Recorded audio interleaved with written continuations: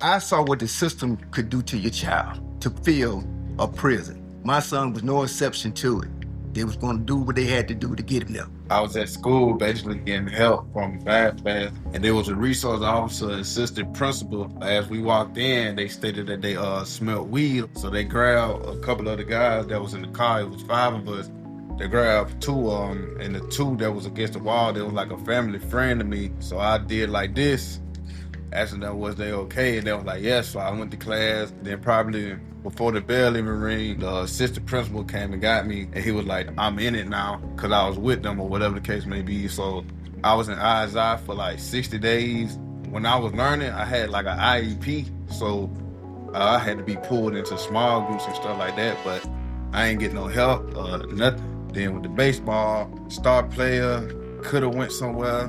And it's crazy because I always used to tell my dad if I get drafted, I either want to go to Atlanta or New York.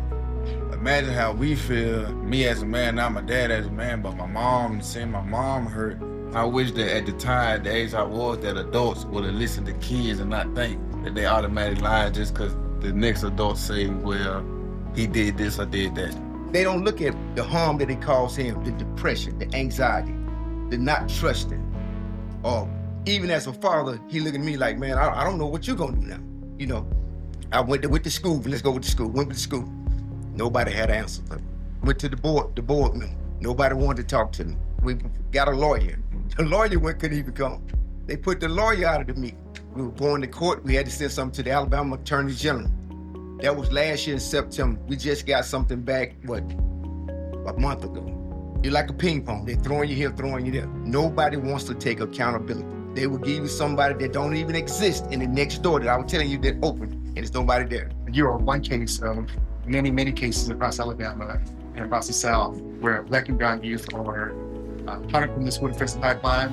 Luckily, you didn't get into the incarceration system, and that's where your father comes in, kind of intervening.